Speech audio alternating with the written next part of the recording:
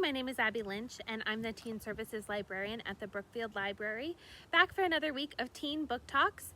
Our theme this week is another theme inspired by our One Town, One Read youth companion novel, Return to Sender by Julia Alvarez.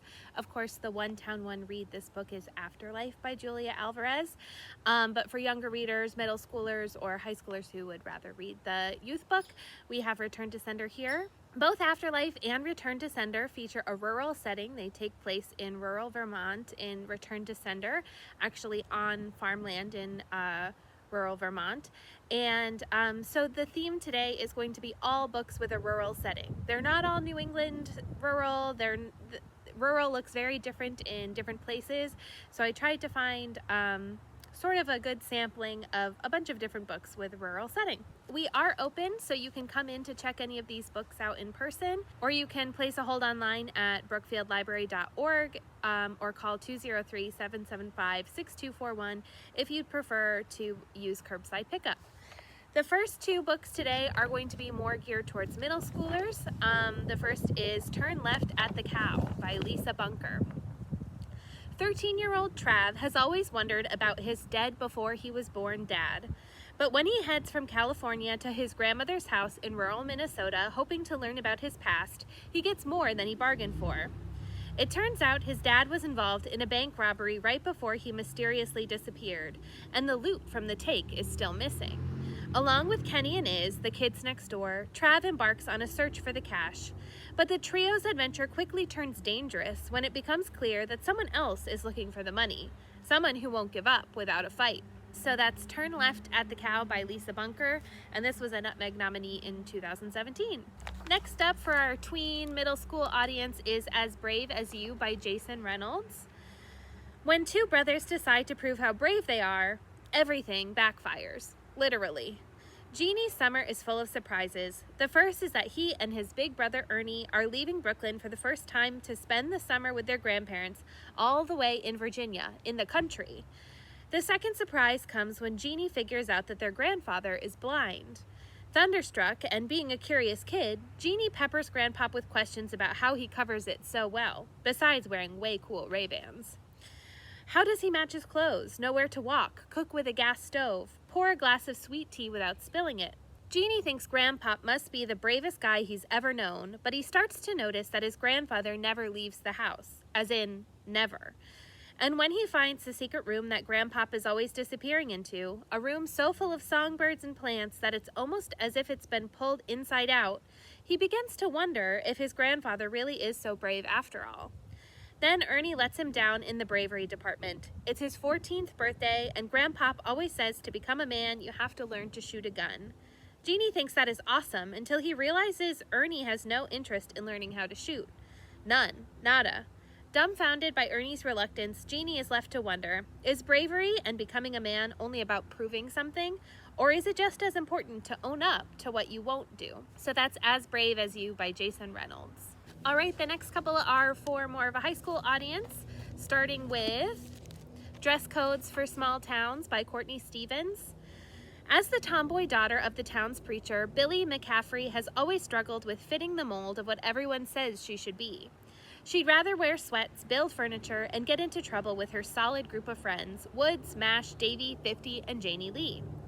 But when Janie Lee confesses to Billy that she's in love with Woods, Billy's filled with a nagging sadness as she realizes that she is also in love with Woods. And maybe Janie Lee, too.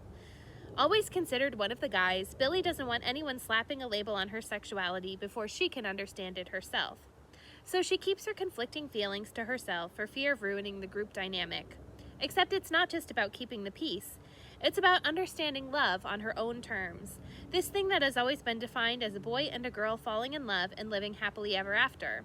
For Billy, a box-defying dynamo, it's not that simple. So that's Dress Codes for Small Towns by Courtney Stevens, and that can also be found in ebook format on Hoopla.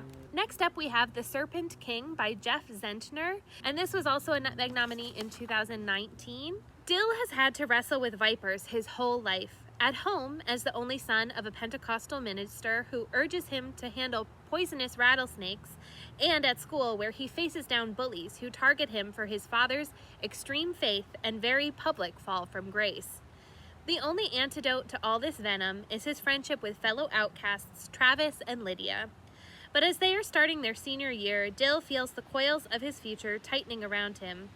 The end of high school will lead to new beginnings for Lydia, whose edgy fashion blog is her ticket out of their rural Tennessee town. And Travis is happy wherever he is, thanks to his obsession with the epic book series Bloodfall, and the fangirl who may be turning his harsh reality into real-life fantasy.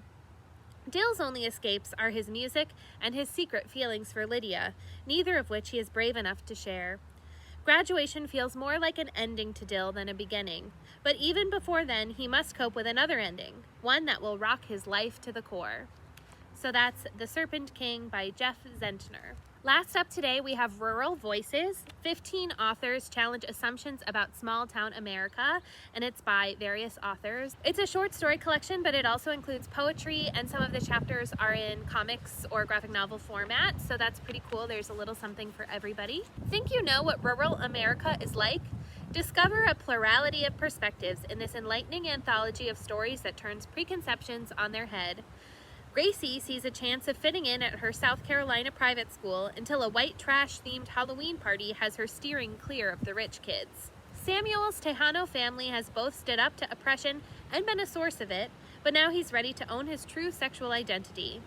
A Puerto Rican teen in Utah discovers that being a rodeo queen means embracing her heritage, not shedding it.